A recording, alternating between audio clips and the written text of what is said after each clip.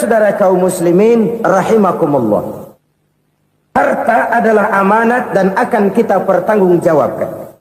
Allah melebihkan rizki sebagian kita dari yang lain agar kita saling tolong menolong, bantu membantu.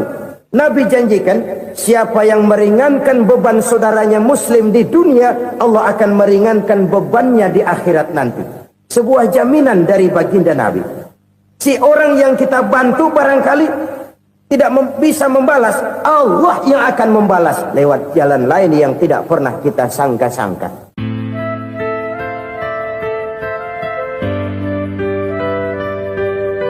Selalu berusaha menyimpan sesuatu yang bisa membawa manfaat, baik untuk dirinya, untuk anak cucunya, maupun untuk keluarganya, untuk masa kini dan masa depannya. Kadang simpanan itu berbentuk uang, kadang berupa tanah, lain saat berbentuk pabrik, dan lain sebagainya. Sementara masa depan yang paling pasti adalah akhirat. Jika untuk masa depan dunia kita rela memeras keringat, membanting tulang, pergi pagi dan pulang petang, menyimpan uang, menyimpan tanah, menyimpan pabrik, pernahkah kita merenung jika satu saat kiamat datang, kita dibangkitkan dari kubur masing-masing, berdiri di padang mahsyar untuk mempertanggungjawabkan seluruh kegiatan hidup kita di dunia ini, lalu kita akan menuju ke alam akhirat. Sudahkah kita mempunyai simpanan untuk akhirat kita? Pada pertemuan kali ini saya ingin menyampaikan sebuah hadis di mana Rasulullah sallallahu alaihi wasallam bersabda, arba'un min kanzil jannah. Simpanan sorga ada 4 macam. Yang pertama, ikhfa'us sadaqah, menyembunyikan sedekah. Saudara-saudara kaum muslimin, sebagaimana yang kita maklum bahwa Allah subhanahu wa ta'ala melebihkan sebagian rezeki dari kita terhadap yang lain. Ada yang kaya, ada yang setengah kaya, ada yang miskin, ada yang setengah miskin, dan selanjutnya. Ada yang gajinya kecil tapi penghasilannya gede. Ada yang penghasilannya gede tapi nggak punya gaji. Ada juga yang memang gajinya gede dan penghasilannya gede. Kelebihan rezeki merupakan sunnatullah dan tidak harus membuat kita merasa lebih dari yang lain. Bahkan sebaliknya, kelebihan itu harus membuat kita ringan tangan untuk menolong mereka yang memang memerlukan pertolongan. Kalau saudara diberikan ilmu, maka pertanyaan akhirat cuma satu, ilmumu kau amalkan untuk apa? Kalau saudara diberikan umur yang panjang, pengadilan akhirat juga bertanya satu, umurmu kau habiskan di mana? Tapi kalau saudara diberikan harta, pengadilan akhirat akan bertanya 2, hartamu kau dapat dari mana, kau belanjakan kemana? Dari mananya ditanya dan kemananya juga ditanya. Oleh karena kita akan dimintakan pertanggungan jawab, maka amanah yang bernama harta ini harus kita gunakan dengan sebaik-baiknya. Ada penggunaan yang merupakan kewajiban, itu zakat namanya. Ada penggunaan yang sewaktu-waktu, itu infak namanya. Ada yang lebih sewaktu-waktu lagi, dan itu sedekah namanya. Zakat dia terikat oleh haul dan nisab, oleh putaran batas waktu dan ukuran dari harta itu sendiri. Sedangkan infak terikat oleh situasi dan kondisi perekonomian seseorang. Sedangkan sedekah tidak terikat dengan apapun. Dalam kondisi seperti apapun kita bisa melakukan sedekah dengan yang terkecil sekalipun.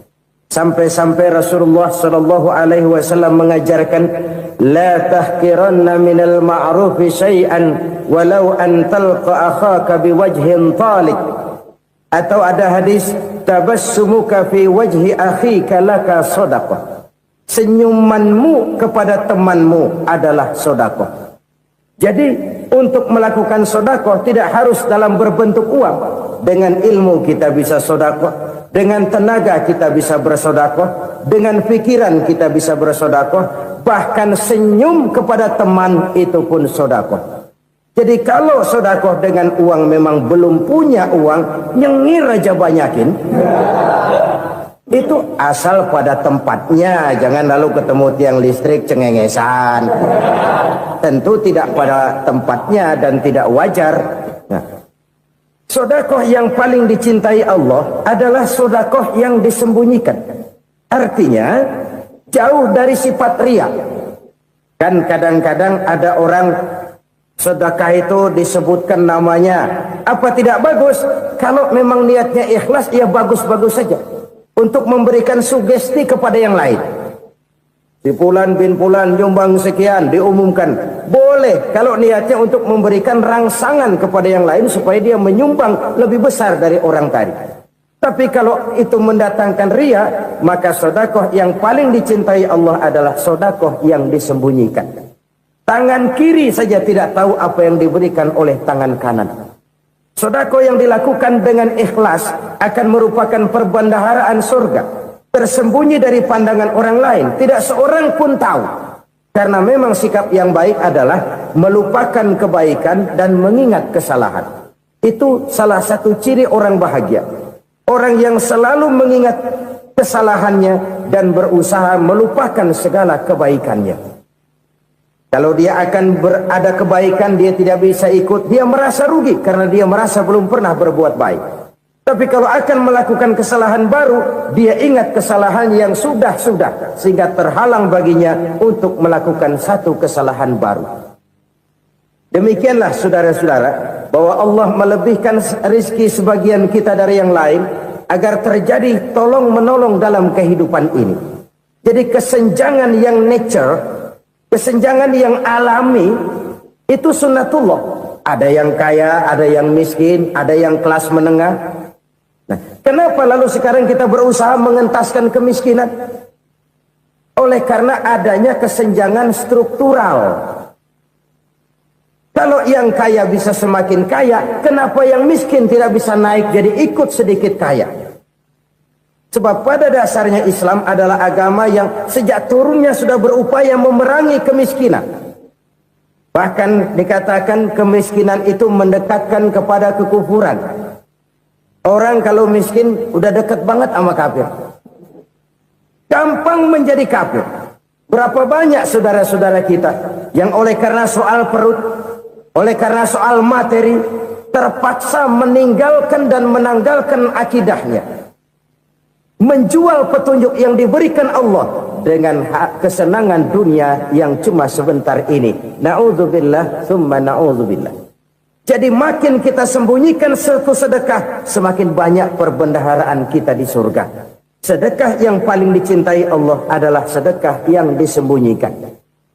Malahan ada seorang sufi, dia punya kebiasaan kalau pergi sholat Jumat, dia bawa uang.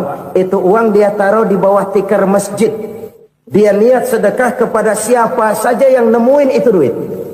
Maksudnya apa? Supaya yang nemuin nggak tahu siapa yang punya duit. Demikian dia saking ingin menyembunyikan sedekahnya. Karena sifat riya itu bisa memakan amal kita sendiri.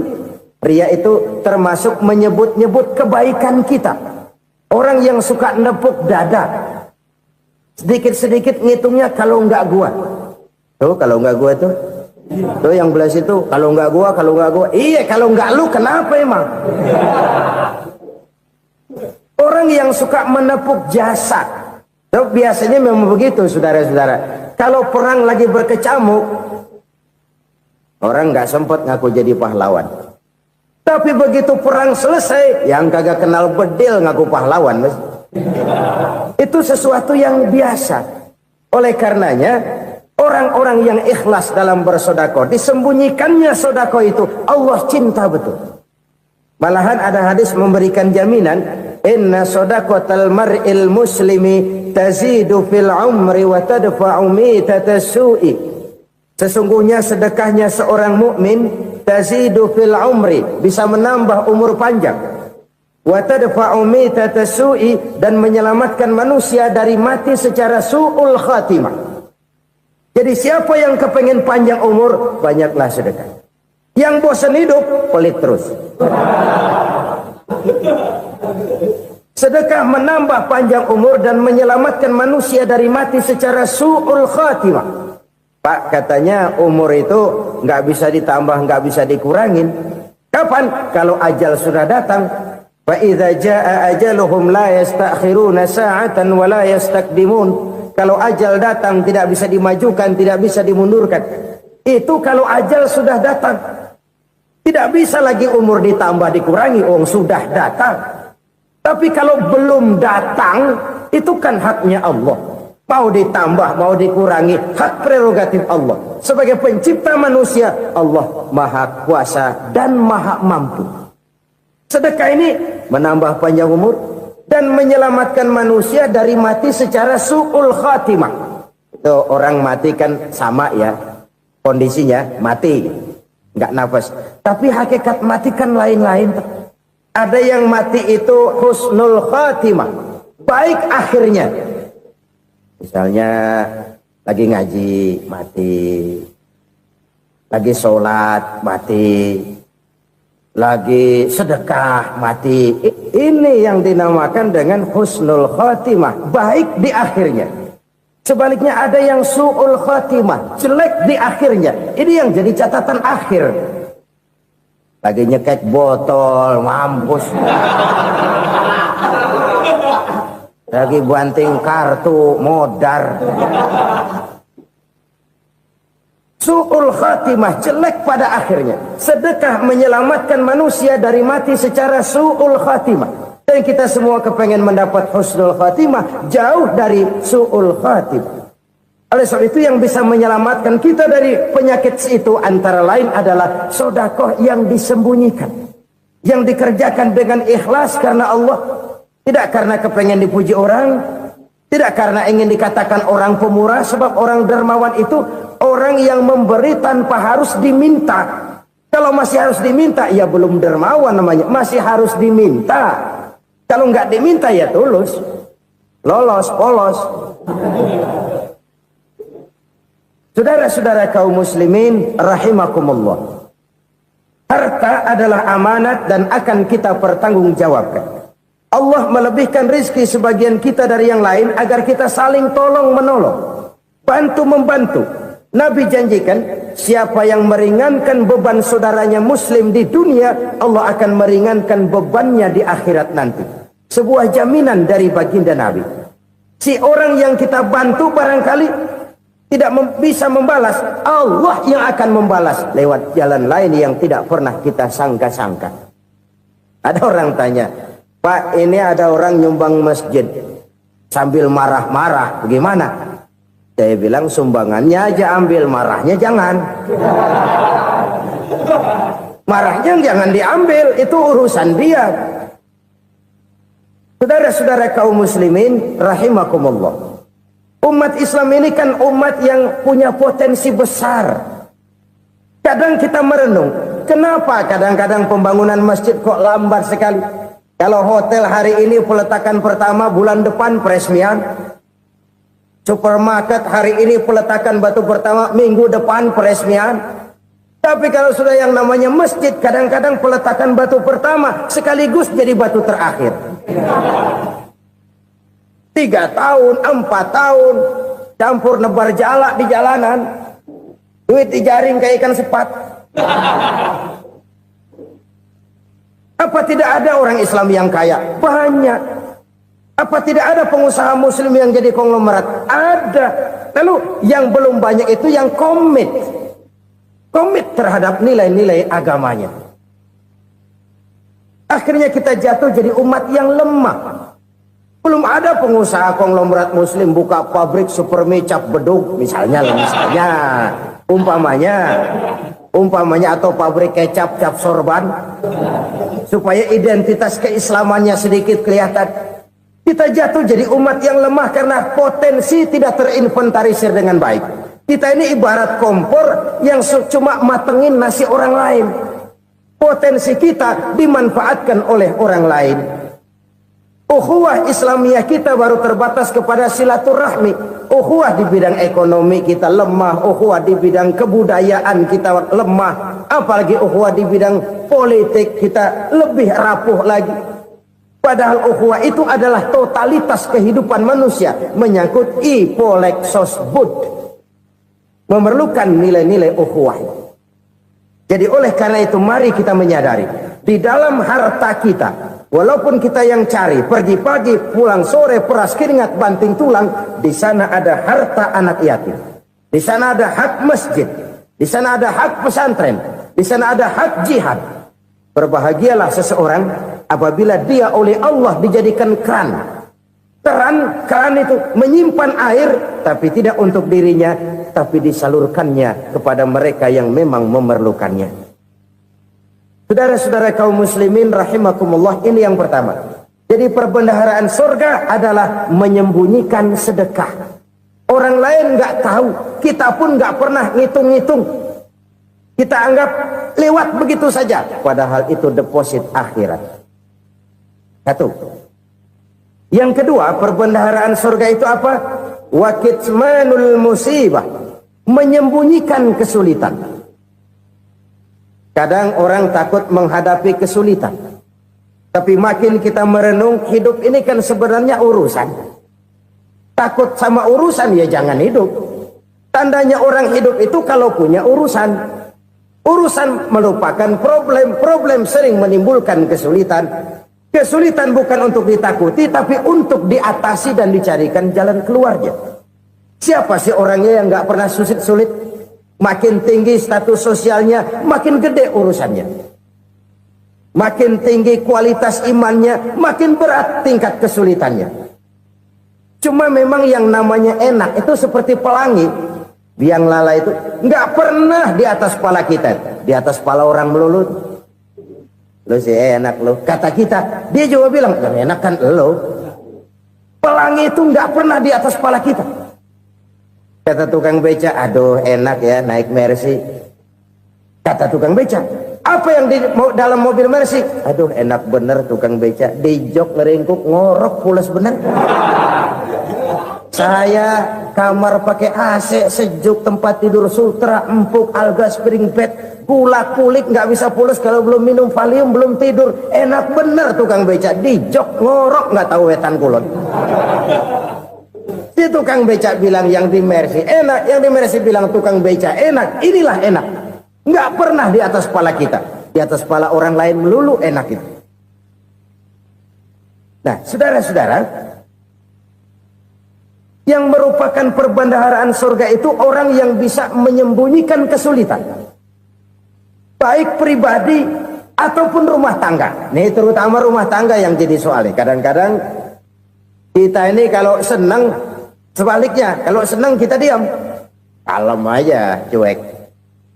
Banyak banget duit kita bawaan, diam aja udah. Malah ketemu orang takut. Tapi begitu susah, sekampung tahu. Padahal Nabi mengajarkan perbendaharaan surga itu menyembunyikan musibah, menyembunyikan kesulitan. Kalau enak, cerita sama orang-orang. Kalau nggak enak, rasain sendiri, tekan sendiri, atasin sendiri. Kita kan sebaliknya. Tenang kita diam, asal lagi susah, paling tidak kita nyari teman buat cerita kesusahan. Siapa orangnya yang nggak pernah susah?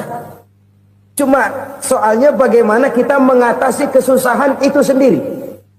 Begitu juga misalnya kalau orang sudah berumah tangga, itu orang tuanya harus menjadi tempat dia cerita yang enak-enak saja. Yang nggak enak rasain berdua, selesaikan berdua, atasin berdua. Jangan dibalik. Asal senang diam, giliran susah saja. Maknya laporan. Terbalik. Bisa menjaga security informasi. Maka nama bayam keluar diam, malah seluitan. Enak amat lo makan daging ayam. Security informasi. Saudara-saudara kaum muslimin rahimakumullah. Ujian yang terberat itu yang pernah diberikan kepada para nabi para rasul, para aulia, para ulama, makin tinggi keimanan, makin berat bentuk kesulitan. Ayo saya kemukakan satu contoh saja. Ada seorang nabi yang kaya, nabi kaya, namanya Nabi Ayub.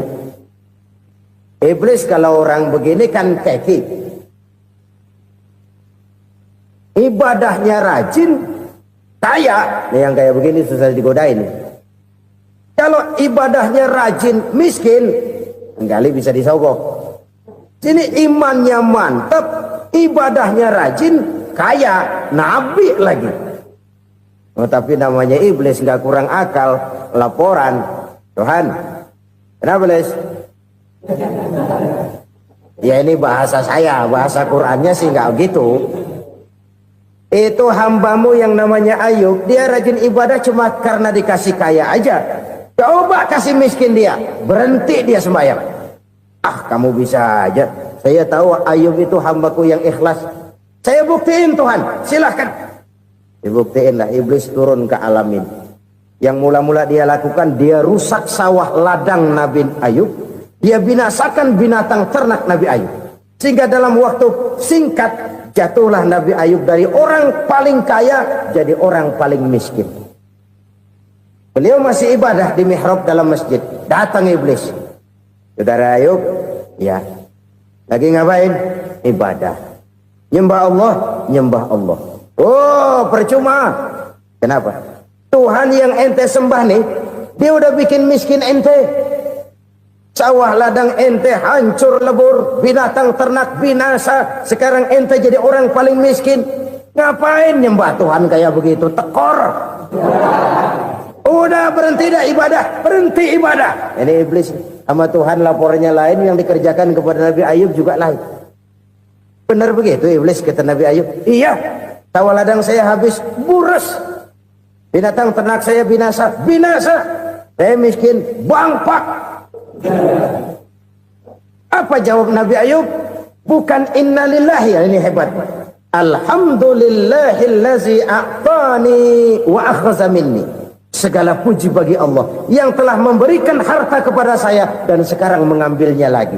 Alhamdulillah. Allah yang ngasih, Allah yang ambil. Itu mah urusan Allah. Iblis cuman ibadah jalan terus, sujud lagi Nabi Ayub. Iblis seleher gondok banget. Dasar Nabi nggak mempan dia apa-apain. Miskin malah alhamdulillah. Allah yang ngasih, Allah yang ngambil. Jadi kalau kita tidak komit, kita tidak terikat kepada kaya, miskin, senang, susah, apa yang bisa bikin kita susah? Jadikan kekayaan, kemiskinan, jadikan senang, susah sebagai anak buah yang bisa kita atur. Jangan kekayaan ngatur kita, jangan kemiskinan ngatur kita. Kita yang harus mengatur mereka. Senang, susah, kaya, miskin, bahagia, sengsara, jadikan itu anak buah yang bisa kita atur. Kalau sekarang kita kaya, lain saat boleh jadi kita miskin, semiskin-miskinnya. Allah yang ngasih, Allah yang ngambil. Tenaga mana yang bisa menghalangi? Ibadah jalan terus. Iblis makin gondok. Dasar Nabi loh. Akhirnya apa? Nabi Ayub dikerjain, diberikan penyakit. Demikian fatal penyakitnya. Bayangin, udah miskin sakit. Masya Allah. Miskin sakit. Sakitnya nggak lama, kira-kira 16 tahun. Istrinya 3, 2 mental minta ceraiin. Ngerawatin laki bengek begini. Senang belum tentu, susah udah pasti nih. Cerai aja, cerai dah. Cerai. Tinggal satu Siti Rahmah yang setia menemani beliau. Sesetia-setianya hati perempuan. Satu saat Siti Rahmah bilang, "Bang, iya, abang kan Nabi bang. Lalu namanya Nabi kan doanya jarang meleset bang. Maksud kamu minta kenapa sih sama Tuhan biar abang sembuh baik dah bang?" Siti Rahmah, iya. Saya sakit berapa tahun sih dah? 16 tahun bang. Sebelum ini saya sehat berapa tahun? Ya kira-kira 60 tahun bang. Nah coba ente banding-bandingin Rahmah. Saya dikasih sehat 60 tahun.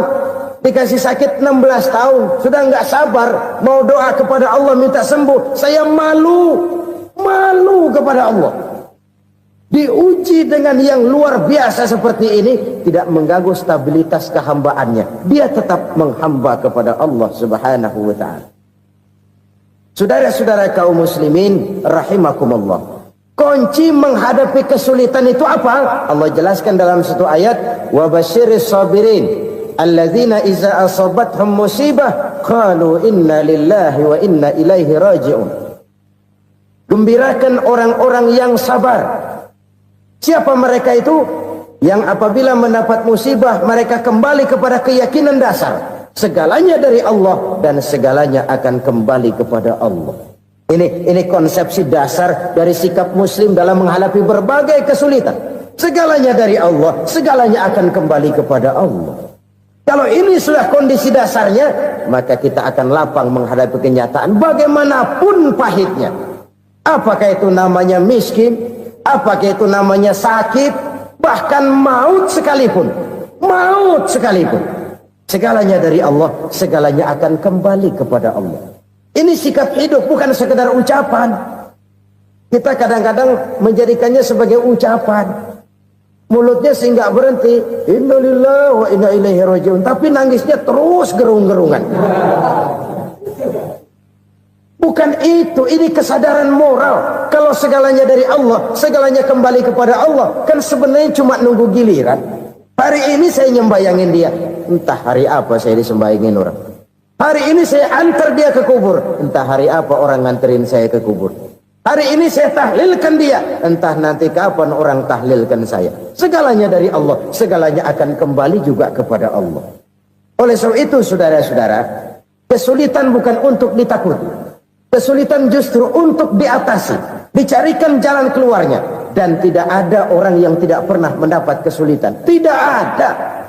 Semakin tinggi status sosial, semakin tinggi kualitas keimanan, semakin besar juga tingkat kesulitan. Hanya saja bagaimana cara kita mengatasinya. Dan Al-Quran menyatakan, inna ma'al usri yusra. Di balik kesulitan itu pasti ada kemudahan. Roda itu berputar. Karena itu Rasulullah Sallallahu Alaihi Wasallam mengingatkan kepada kita, ta'arraf ilallahi firraha ya'rifka fisyiddah. Ingatlah kepada Allah di waktu kamu senang, supaya Allah ingat kepada kamu di waktu kamu susah. Kalau waktu senang kita ingat kepada Allah, kita susah, Allah tidak akan meninggalkan kita. Tapi kalau waktu senang kita jauh dari Allah, sujud tidak sempat, dengan masjid jauh, ketika senang kita lupakan Allah. Nanti begitu kita susah, Allah lupakan kita. Dan itu menyakitkan. Oleh karena itu orang-orang tua kita dulu bilang, kalau lagi sehat ingat-ingat lu bakal sakit nanti. Kalau lagi kaya ingat-ingat satu saat kita bakal jatuh miskin. Bahkan kalau lagi muda ingat-ingat kita bakal tua. Dan yang terpenting, kalau lagi hidup ingat-ingat kita bakal mati. Saudara-saudara kaum muslimin rahimakumullah. Jadi yang kedua yang merupakan perbendaharaan surga, menyembunyikan musibah. Saudara-saudara kaum muslimin rahimakumullah. Hal ketiga yang merupakan perbendaharaan surga adalah wasilatur rahmi. Orang yang suka bersilaturahmi. Sebagaimana yang kita maklum bahwa manusia adalah makhluk yang disebut zon politika. Makhluk sosial yang tidak mungkin hidup sendiri-sendiri. Betapa dan siapapun kita memerlukan orang lain. Bodoh betul manusia kalau tinggal di tengah masyarakat tapi tidak mau bermasyarakat. Merasa hebat sendiri, pinter sendiri, gagah sendiri, kaya sendiri. Mungkin kalau mati juga ngubur sendiri. Jangankan kita di sini, di sorga saja Nabi Adam waktu sendirian bengong melulu, mondar mandir. Allah tegur dam sepi dam. Jadi ini kalau bahasa saya, iya Tuhan sepi ini nggak ada colek-colekan pisan ini. Diciptakan Siti Hawa baru anteng Nabi Adam. Itu di surga. Cobalah. Umpamanya saudara tinggal di Jakarta nih. Kayak bener. Apaan aja di Jakarta punya saudara dah. Jembatan Semanggi ambil. Monas, Buntel bawa pulang. Hotel-hotel ambil semua. Cuman tinggal di Jakarta sendirian, apa enaknya? Betapa dan siapapun kita perlu orang lain. Tidak ada seorang pun yang bisa memenuhi kebutuhan hidupnya secara sendiri-sendiri. Nah, Islam telah menyelamatkan manusia dari ras diskriminasi. Mengikat manusia dengan persaudaraan yang berlandaskan kepada akidah. Karena itu dianjurkan bersilaturahmi. Bahkan Nabi menyatakan, man arada ayyubsata lahu fi rizqihi wa yunsa'a fi atharihi falyasil rahimah. Siapa yang kepengen diluaskan rezekinya dan dipanjangkan usianya, banyaklah ia bersilaturahmi. Siapa yang kepengen dimudahkan rezekinya, hendaknya ia banyak bersilaturahmi. Kalau banyak teman, kesulitan kan paling tidak ada tempat cerita. Udah susah, sendirian kita pikirin diri, nggak ada tempat tukar pikiran. Cepet banget sama bengek. Dilawan sendiri. Nah, secara makro kita bisa berkata, tidak mungkin ada kemenangan kalau tidak ada kekuatan. Tidak ada kekuatan kalau tidak ada kesatuan dan persatuan. Tidak mungkin ada kesatuan dan persatuan tanpa semangat silaturahmi. Kalau umat Islam mau menang, dia harus kuat. Kalau umat Islam mau kuat, dia harus bersatu. Kalau umat Islam mau bersatu, dia harus membudayakan silaturahmi ini. Bahkan sampai-sampai kata Nabi, kalau bisa cari nilai tambah. Apa? Silman qata'ak. Bersilaturahmilah kau kepada orang yang marah denganmu. Masya Allah, indahnya ajaran agama kita.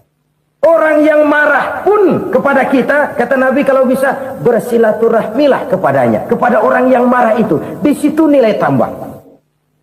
Cuman jujur nih hadis, ngucapinnya gampang, ngamalinnya yang berat banget. Orang marah sama kita disuruh silaturahmi, ada apa malu? Lu marah tuh, gue marahan lagi. Tunggu pikirin. Saudara-saudara kaum muslimin rahimakumullah. Tapi ini yang diajarkan, bahkan ini yang dicontohkan oleh baginda Rasul.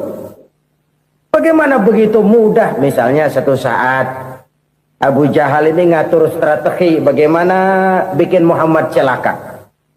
Dia gali lubang di depan tempat tidurnya. Dia tutupin daun korma. Terus dia panggil seseorang, ke sini. Kasih tahu Muhammad, pamannya sakit keras, minta ditengokin. Berangkat orang ini ke sana. Muhammad, labbaik. Pamanmu sakit keras, dia minta ditengokin. Baik, saya akan datang menjenguk beliau. Berangkatlah Nabi ke rumah Abu Jahal tanpa prasangka apapun. Abu Jahal udah pasang setil, selimut 3 rangkap setengah dia pakai, persis kayak orang meriang. Tapi sembari ngintip dari balik selimut, begitu Muhammad buka pintu, nah masuk perangkap nih. Muhammad jalan menuju tempat pembaringan. Makin lama makin dekat, makin lama makin dekat, makin dekat ke lubang yang dipasang oleh Abu Jahal itu. Dalam hati Abu Jahal, terus dah jatuh, mampus dah lo ini. Mampus lo hari ini. Apa yang terjadi? Malaikat Jibril datang. Muhammad, pamanmu cuma pura-pura sakit. Di depan tempat tidurnya ada lubang perangkap supaya kamu jatuh ke situ. Sudah, kamu pulang. Balik kanan Nabi. Sudah hampir jatuh ke lubang, balik kanan, pulang. Bayangin kecewanya Abu Jahal. Muhammad dikit lagi, Muhammad dikit lagi. Enggak paman, saya pulang aja. Emosi bangun dari tempat tidur, enggak sadar kalau lagi pura-pura sakit. Lompat ngejar Nabi, dia lupa dengan lubang yang dia gali. Pusrak, nyemplung sendiri ke dalam lubang.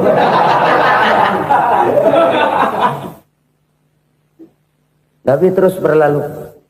Ini terjadi keanehan. Jatuh ke lubang yang dia gali itu sebenarnya nggak terlalu dalam ya, antara 3-4 meteran lah. Tolong saya jatuh ke lubang ini. Datanglah pelayan-pelayannya itu. Angkat saya dari sini. Oh, yang ngulurin tambang. Satu gulung, belum juga nyampe itu tambah. Kurang, beli lagi ke warung. Sambung, ulur lagi, enggak juga bisa sampai. Wah ini kerjaan Muhammad ini. Tolong siapa salah seorang kamu ke rumah Muhammad, kasih tahu encangnya kecebur. Minta ditolongin. Sampaikan kepada Rasul. Kenapa? Pamanmu jatuh ke lubang, Muhammad minta tolong diangkatin. Tambang udah nyambung-nyambung nggak nyampe juga. Ya nanti saya datang saya tolong. Coba ini.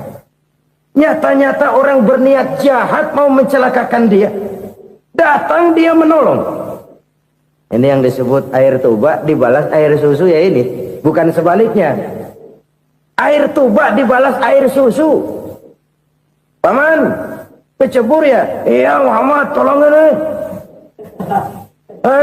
Pegang tangan saya. Nabi ulurkan tangannya. Nyampe. Dipegang oleh Abu Jahal. Diangkat ke atas. Sampai atas. Apa kata Abu Jahal? Sihirmu memang hebat Muhammad. Udah ditolongin dikata sihir. Yang enak kita kemplang kan itu orang begitu. Urusan apa? Tapi inilah akhlak. Kalau bisa kamu bersilaturahmilah dengan orang yang marah kepadamu sekalipun. Orang marah kita tetap baik.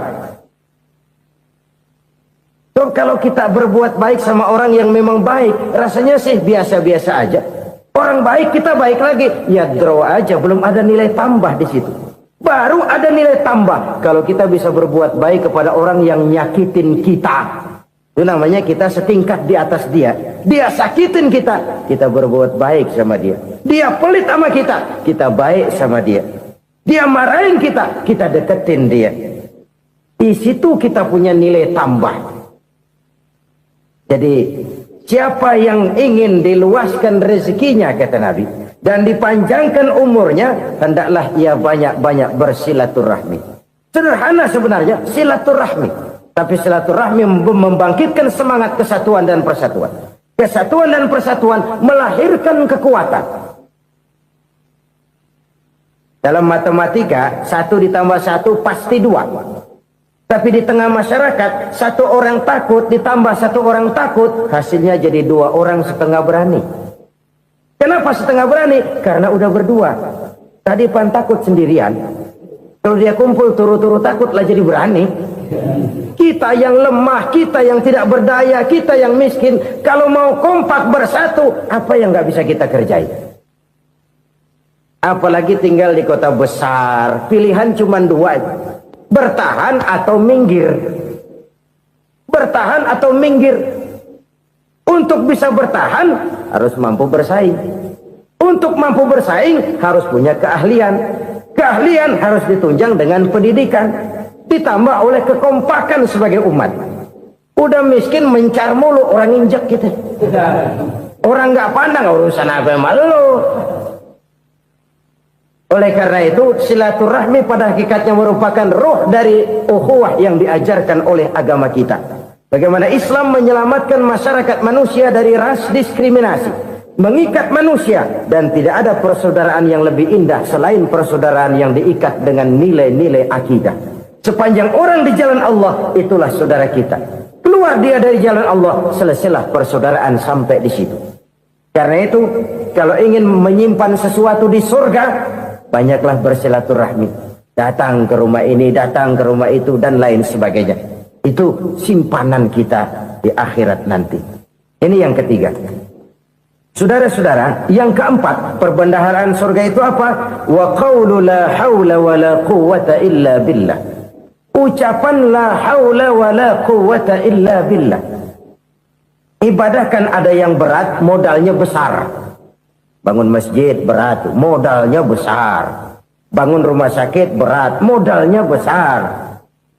Ada ibadah yang berat, tapi modalnya ringan. Misalnya puasa. Puasa itu berat, mengendalikan nafsu. Kalau sekedar nggak makan nggak minum sih enteng, mengendalikan nafsu. Itu jihad terbesar, tapi kan modalnya ringan, cuma niat saja. Ini ibadah berat, modalnya ringan. Ada ibadah yang ringan, modalnya juga enteng. Seperti termasuk ucapan la haula wa la quwwata illa billah. tanpa sadar. La haula wala quwata illa billah. Nyelengin tuh di surga. Nyelengin, kita nggak terasa. Nyelengin simpenan akhirat. La haula wala quwata illa billah. Nyimpan lagi. Kaget. La haula wala quwata illa billah. Nyimpan lagi. Banyak simpenan. Walaupun sebenarnya yang dimaksud di sini adalah kesadaran batin. Bahwa tidak ada daya dan kekuatan kecuali Allah. Itu intinya. Kita memulai pekerjaan disunahkan baca bismillah, kan begitu? Apa itu? Kesadaran moral bahwa ini saya bisa kerjakan. Saya kerjakan ini dengan menyebut nama Allah. Kenapa? Kalau Allah tidak memberikan daya dan kekuatan, mana mampu saya kerjakan ini. Maka saya kerjakan ini dengan menyebut nama Allah. Bismillah. Kesadaran moral. Manusia hanya wajib berusaha, tapi nggak pernah wajib berhasil. Banyak hal-hal yang kalau kita renungkan secara rasio nggak mungkin, tapi jadi kenyataan. La haula wala quwata illa billah. Tidak ada daya dan kekuatan kecuali bagi Allah semata-mata. Kesadaran moral akan kelemahan dan keterbatasan makhluk bernama manusia. Kadang kita kagum dengan otak, tapi kita sering lupa sama yang bikin otak. Padahal bagaimanapun hebatnya otak, yang bikin otak pasti lebih hebat dari otak. Nggak percaya, silahkan otak-otakan. Inilah kecenderungan. Kita kagum dengan pesawat-pesawat mutakhir, bukan main besi gede banget terbang itu. Alangkah hebatnya. Lalu apa yang bikin otak tidak lebih hebat dari itu semua? Kita puji laut. Apa yang bikin laut tidak lebih hebat dari laut itu? La haula wa la quwata illa billah. Tidak ada daya dan kekuatan kecuali Allah. Apa yang bisa kita lakukan kalau tidak karena daya dan kemampuan yang diberikan oleh Allah kepada kita? Lahirlah sikap tawadu, rendah hati, tidak melonjak menjadi angkuh dan sombong, sadar akan kelemahan dan keterbatasan diri. Sebagai makhluk yang diciptakan oleh Allah Subhanahu wa ta'ala. Jadi satu sisi ini ucapan yang berpahala, la haula, jadi wiridan. Pada sisi lain ini kesadaran moral, sikap mental, kesadaran batin bahwa yang punya daya dan kekuatan itu cuma Allah. Kita nggak pantas untuk sombong, sebab sombong itu pakaiannya Allah. Kita nggak sedang pakai pakaian Allah, kegedean. Dan makin kita renungi, makin terbentur. Apa sih yang bisa kita sombongin? Kita mau sombong apa? Kaya? Pintar? Itu kan semua relatif. Di atas langit masih ada langit lagi. Jadi oleh karenanya, marilah kita menyadari. Manusia hanya wajib berusaha, tapi tidak pernah wajib berhasil. Yang berusaha saja tidak wajib berhasil, apalagi yang tidak berusaha. Islam bukan agama orang pemalas yang selesai sholat lalu endelohom, nggelenggem ayem-ayem. Tapi Islam bukan agama orang sombong yang setelah berusaha lalu tidak memerlukan Allah. Kita bisa saja bikin proyeksi, tahun sekian kita bakal panen besar menurut perhitungan otak. Tapi ada kejadian lain. Apa? Tikus ngambek. Habis itu dimakanin tikus, panen gagal. Proyeksi rasional gagal oleh tikus-tikus yang ngambek itu. Bisa saja terjadi. Tahun depan kita panen besar. Urung. Kenapa? Musim panas panjang. Dan sekarang ini koran-koran bikin berita musim mengalami penyelewengan. Bukan cuma manusia yang nyeleweng sekarang. Musim pakai nyeleweng. Mestinya kan musim hujan udah selesai. Masih hujan-hujan juga. Musim. Nah sekarang kita boleh bikin proyeksi. Kita bakal panen besar. Tahu-tahu musim panas panjang. Sawah retak, air kering. Cari teknokrat yang paling botak. Suruh pendekin tuh musim panas. La haula wa la quwata illa billah. Inilah kesadaran moral. Saudara, saya teringat satu saat ada seorang konglomerat. Umurnya ya kira-kira 70-an. Satu saat dia ditanya oleh wartawan, "Pak, umur Bapak berapa sih?" "Ya paling 10 tahun." 10 tahun. 10 tahun. Anak bapak berapa orang? Satu saja. Satu. Harta bapak berapa? Ya paling-paling bangsa 7 juta kali. 7 juta? Iya. Pak, kenapa bapak bohongi saya?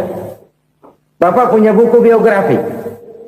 Koran-koran, majalah-majalah banyak memuat cerita riwayat hidup bapak. Saya tahu umur bapak 70. Kenapa bilang cuma 7 tahun? Saya tahu anak bapak 8. Kenapa cuma bilang 1?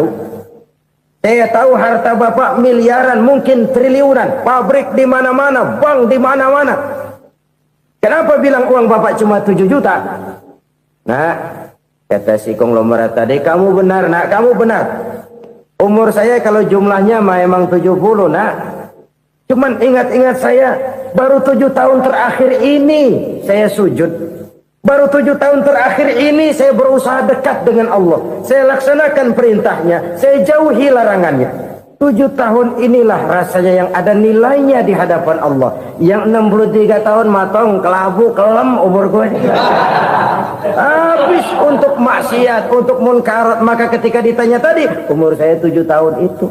Oh begitu Pak. Oh iya. Lalu anak Pak. Anak bapak kan 8. Kenapa bilang cuma 1? Nah, kalau jumlah hitungannya memang anak saya 8. Tapi dari 8 orang ini rasanya cuma 1 nih. Yang bakal jadi buah hati, belahan jantung. Pelanjut cerita, penerus sejarah. Bakal jadi anak soleh yang akan mendoakan saya. Cuma 1 rasanya anak saya ini yang bakal jadi buah hati saya. Besar-besaran saya. Yang akan mendoakan di kubur saya. Yang akan mendoakan di akhirat saya. Yang 7 orang mana? Masya Allah, yang atu tenggeng, yang atu nyekek botol mulu, yang atu nggak karu-karuan. Makanya saya bilang 1 anak saya yang akan bisa mendoakan saya. Oh begitu Pak. Iya. Nah harta Pak, harta bapak kan triliunan. Pabrik bapak di mana-mana. Uang bapak hampir di tiap bank-bank besar. Kenapa bilang cuma 7 juta? Betul kau nak. Harta saya kalau jumlahnya memang miliaran, triliunan mungkin. Tapi yang saya ingat baru 7 juta tuh yang saya belanjakan di jalan Allah. Saya nyumbang masjid, saya santuni yatim piatu, saya bantu pembangunan pesantren, saya bantu pembangunan rumah sakit Islam. Itu yang akan saya bawa pulang ke akhirat, yang 7 juta itu. Yang triliunan itu nanti akan diperebutkan oleh anak-anak saya sebagai waris saya. Jadi harta saya 7 juta itu yang bakal nemenin saya di akhirat. Yang akan saya bawa pulang jadi teman saya. Saudara-saudara kaum muslimin, jangan-jangan orang tua itu adalah kita-kita ini. Jangan-jangan kita-kita ini adalah orang tua itu. Jangan-jangan itu potret dari diri kita masing-masing. Dari sekian umur yang diberikan Allah, berapa tahun yang ada nilainya di hadapan Allah? Dari sekian anak-anak yang merupakan amanah, berapa yang akan mendoakan kita sebagai orang tuanya menjadi anak soleh? Dari sekian banyak harta yang diberikan Allah, berapa yang akan kita bawa pulang menghadapnya nanti, yang kita belanjakan di jalan Allah? Ini sebuah potret kehidupan. Karena itu kita kembali kepada la haula wa la quwwata illa billah. Kita wajib berusaha, kita wajib berikhtiar. Selebihnya, segala daya dan kekuatan hanya milik Allah saja semata-mata. Satu kesadaran batin dari setiap pribadi muslim. Setelah ia berusaha dan berikhtiar, ia menyerahkannya kepada Allah Subhanahu wa ta'ala. Jadi, satu sisi ini merupakan wiridan ucapan yang mengandung pahala. Pada sisi lain, ini merupakan sikap batin dari seorang muslim di dalam ia menghadapi realitas kehidupan ini. Saudara-saudara kaum muslimin rahimakumullah. Kalau ini kita jadikan satu basis kehidupan, maka ini akan menyelamatkan manusia dari kemungkinan tergelincir menjadi orang yang lupa diri dan lupa darat. Sebab itu Imamul Ghazali berpesan, jadidis safinah fa innal bahra amiq wa khuziz zad fa inna safara ba'id wa khaffifil hamla fa innal hamla sadid. Perbarui selalu kapalmu karena lautan sangat dalam. Bawa bekal yang banyak karena perjalanan ini sangat jauh. Ringankan beban, karena kebanyakan beban akan menyakitkan. Alangkah indah kalimat ini, alangkah dalam makna yang terkandung di sana. Perbarui selalu kapalmu karena lautan sangat dalam. Apa artinya ini? Jaga mentalmu baik-baik. Pelihara imanmu baik-baik, karena hidup penuh cobaan seperti lautan. Kita kalau berlayar di lautan kan kadang-kadang tenang, angin bertiup sepoi-sepoi basah. Jika malam datang, bintang gemintang bertabur menghias cakrawala. Rembulan memantulkan sinarnya dengan indah. Dalam keadaan begitu berlayar enak. Tapi lain saat ombak menggunung, halilintar menyambar, angin topan bertiup. Berapa banyak sudah saudara-saudara kita yang tenggelam di lautan dunia tanpa sadar bahwa dia belum sampai kepada pantai yang akan dituju. Berapa banyak sudah saudara-saudara kita yang tenggelam di lautan dunia ini tanpa sempat bangkit lagi. Dia menyangka sudah sampai kepada tujuannya. Hati-hati kapal jangan sampai bocor karena lautan sangat dalam. Iman ini jaga baik-baik karena hidup penuh dengan ujian. Wa khuzizat fa inna safara ba'id. Bawa bekal yang banyak karena perjalanan sangat jauh. Saudara mau ke Bandung, bawa duit. Saudara mau ke Surabaya, banyakan lagi duitnya. Saudara mau ke Mekah, gepokan, iketan tuh duit nggak lembaran lagi. Makin jauh perjalanan, makin banyak bekal yang harus kita bawa. Kalau saudara dari Jakarta mau ke Surabaya, kagak bawa duit berangkat juga, itu sih bukan berani namanya, nekat. Sampai Surabaya belum tentu, sengsara di jalan udah pasti. Kenapa? Nggak bawa bekal berangkat. Sama juga kita nih, misalnya belum sempat sembahyang, mati. Waduh, berani banget orang. Belum punya bekal, mati. Sengsara di jalan. Atau bekal tidak cukup. Dari Jakarta saudara mau ke Surabaya, bawa duit 500 perak. Paling jauh Cikampek nyampenya itu. Paling jauh itu. Antara jauhnya perjalanan dengan bekal yang saudara bawa tidak seimbang. Hidup ini perjalanan panjang. A walking tour. Dimulai dari alam arwah. Sebelum jasad diciptakan, roh diciptakan lebih dulu. Dari situ pindah ke alam rahim. Dari alam rahim pindah ke alam dunia. Dari alam dunia pindah ke alam barzah. Baru menuju akhirat. Satu perjalanan panjang. Kalau bekal tidak bawa, sengsara di jalan. Bawa bekal yang banyak karena perjalanan ini sangat jauh. Wa khaffifil hamla, ringankan beban karena beban itu cuma akan menyulitkan. Kalau bekal itu sih keperluan, tapi beban nggak kita perluin, cuma ngeberat-beratin. Apa ini beban? Dosa, kecurangan, kebatilan, kezoliman, ketidakadilan, kesewenang-wenangan. Itu akan jadi beban kita di akhirat. Alangkah celakanya, perjalanan panjang, bekal tidak bawa, beban kelewat banyak, alamat sengsara di jalan. Pahala tidak ada, dosa berlipat ganda. Na'udzubillah, summa na'udzubillah. Kalau kita rangkum nasihat Al-Ghazali dengan kisah si konglomerat tadi, kita akan mengambil kesimpulan. Pertama, bekal terbaik dalam menghadapi gejolak kehidupan ini tidak lain adalah iman.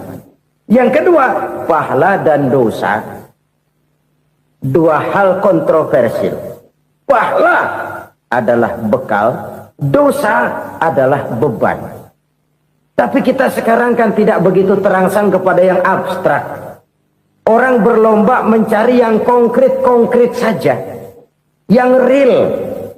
Kalau memang dosa, benjol dong. Kira-kira begitu. Kira-kira begitu. Persis orang Yahudi dulu. Orang Yahudi itu kan pernah minta kepada Nabi Musa. Ya Musa, lan nu'mina laka hatta narallaha jahrah. Musa, kami nggak bakal mau beriman kepada Allah kalau belum kami lihat Allah ada nongkrong di depan kami. Kalau memang Tuhan ada, taruh dong di depan kami. Mau yang konkret-konkret saja. Kalau memang dosa, benjol dong. Kalau memang pahala, berasa dong. Orang terangsang kepada yang real, yang konkret-konkret saja. Karena itu untuk mengejar dosa orang mau bayar, tapi untuk mengejar pahala walaupun tidak bayar orang segan. Ini yang dikatakan oleh Nabi, kamu mengharapkan ke surga tapi kamu berat melaksanakan sesuatu yang bisa membawa kamu ke surga. Kamu ingin jauh dari neraka tapi tiap saat kamu lakukan perbuatan-perbuatan yang justru menjerumuskan kamu ke neraka. Idda'aitum an-najata minan nar wa ramaitum fiha anfusakum. Kamu ingin selamat dari neraka tapi kamu lemparkan diri kamu ke neraka. Kamu ingin masuk surga tapi berat sekali kamu melakukan perbuatan-perbuatan yang bisa menyampaikan kamu di surga. Saudara-saudara kaum muslimin rahimakumullah. Jadi hal keempat yang merupakan perbendaharaan surga adalah la haula wa la quwwata illa billah. Satu sisi ini merupakan ucapan yang memperberat timbangan akhirat. Pada sisi lain ini merupakan sikap hidup seorang muslim. Kesadaran batin yang sangat dalam bahwa tidak ada daya dan kekuatan kecuali Allah. Dan itu kita simbolkan pada saat memulai pekerjaan dengan Bismillah. Dengan menyebut nama Allah. Satu kesadaran moral. Saya hanya bisa melakukan ini karena diberikan daya dan kekuatan oleh Allah. Lahirlah sikap tawadu, rendah hati, tidak melonjak menjadi angkuh dan sombong. 7 macam perkara yang merusak. Merusak akidah dan keimanan, merusak amal perbuatan yang sudah kita kerjakan, merusak sendi-sendi kehidupan sosial, pendek kata, merusak segala hal di dalam kehidupan kita. Jauhilah olehmu 7 macam perkara yang merusak. Yang pertama, asyirku billah, menyekutukan Allah subhanahu wa ta'ala. Agama dimulai dari keyakinan, maka kehancuran agama selalu dimulai dari kehancuran keyakinan, iman atau akidah yang dimiliki oleh seseorang. Dan untuk menghancurkan nilai-nilai iman yang kita miliki ini, orang rasanya tidak akan menghantam kita dengan peluru kendali. Orang tidak akan mengirimkan nuklir ke sini. Orang tidak juga akan mengirimkan satuan militernya ke sini. Untuk menghancurkan nilai-nilai iman, dibanjiri kita dengan paham-paham yang merusak dan mendangkalkan akidah.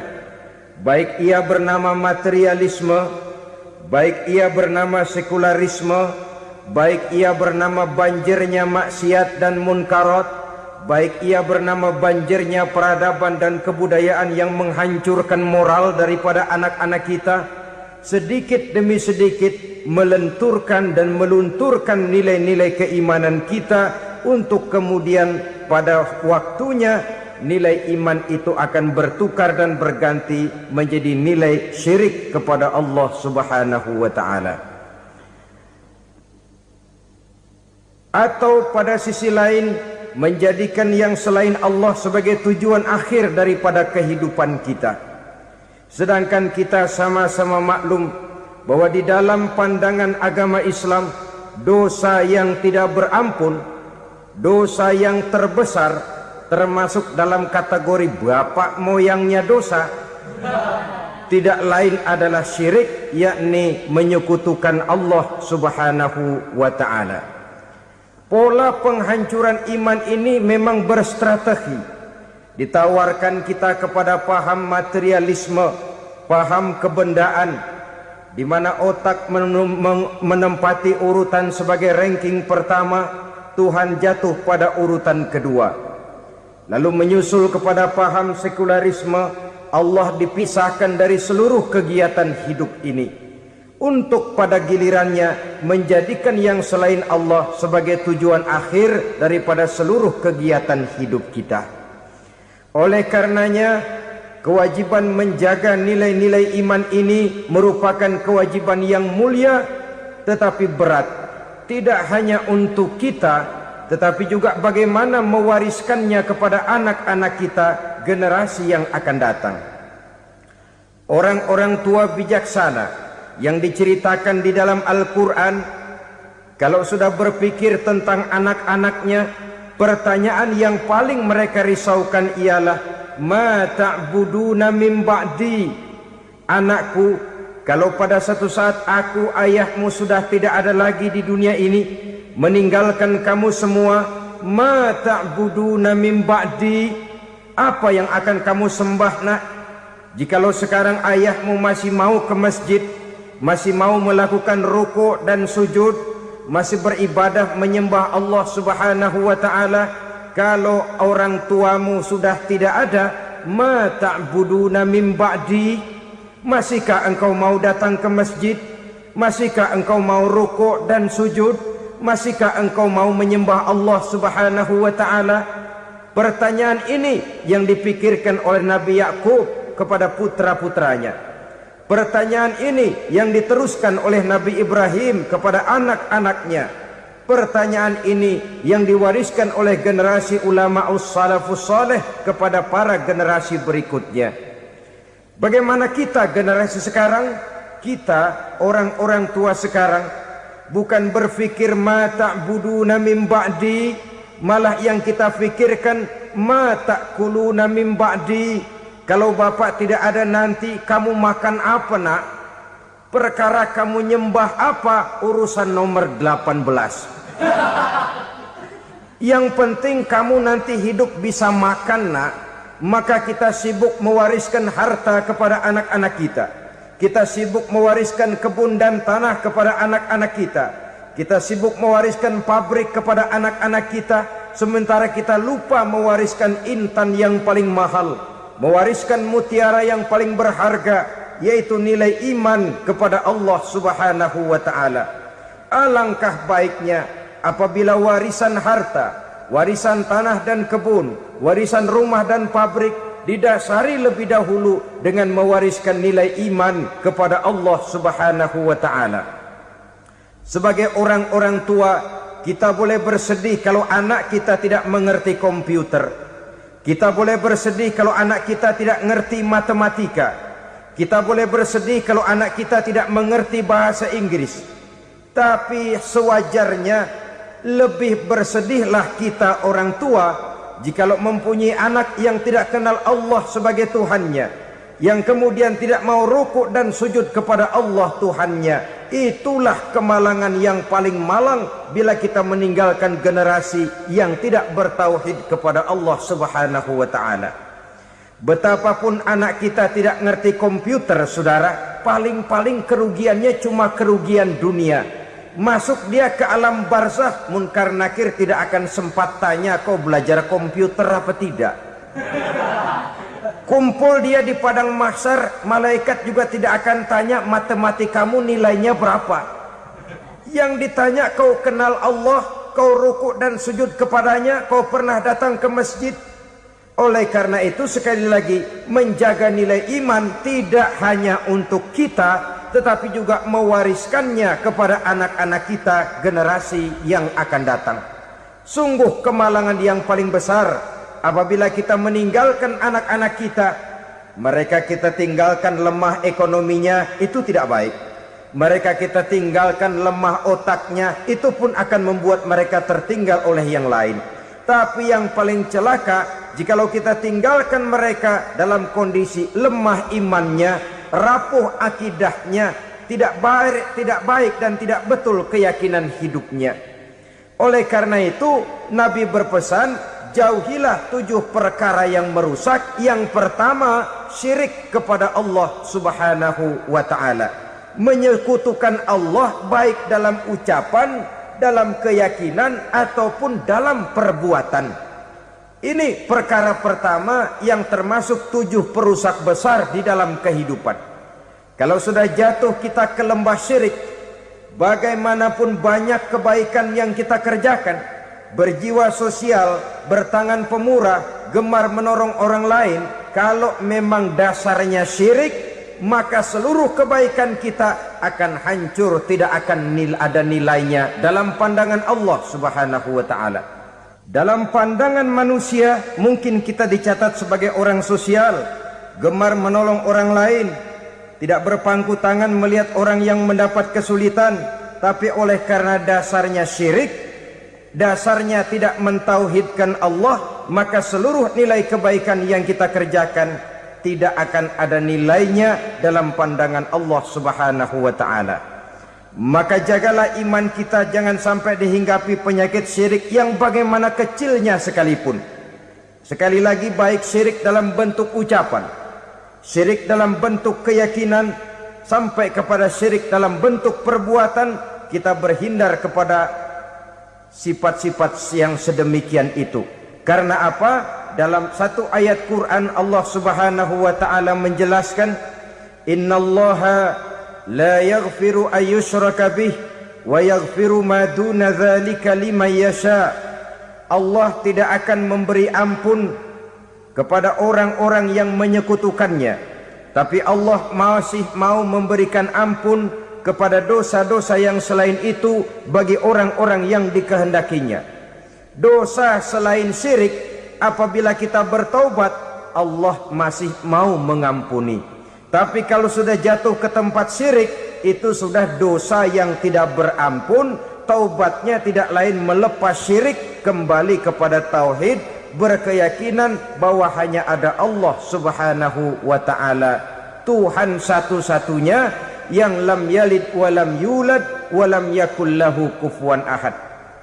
Tidak beranak, tidak pula diperanakkan, dan tidak satupun yang dapat menyerupai Tuhan Allah Subhanahu wa ta'ala. Saudara-saudara kaum muslimin rahimakumullah, bahwa kita di zaman sekarang memang tidak menyembah berhala, ya. Bahwa kita tidak berterang-terangan mengatakan Tuhan lebih dari satu, memang. Bahwa kita tidak berkeyakinan Tuhan itu punya anak atau diperanakkan, tentu. Tapi dalam perbuatan dan i'tiqad, kita kadang-kadang jatuh tanpa kita sadari ke tempat yang bernama syirik ini. Oleh karenanya, di zaman di mana teknologi makin canggih, di mana kemajuan pembangunan makin menjangkau berbagai aspek kehidupan, diperlukan keseimbangan antara kemajuan fisik material dengan kemajuan mental spiritual. Apabila tidak ada keseimbangan, yang terwujud tentulah kepincangan, yang diawali dengan pincangnya cara kita berpikir, sehingga pada akhirnya akan mengarah kepada pincangnya cara kita berbuat dan bertindak di dalam kehidupan kita. Oleh karena itu Nabi berpesan, jauhilah sifat syirik, karena syirik merupakan dosa yang teramat besar. Ini sifat merusak yang pertama.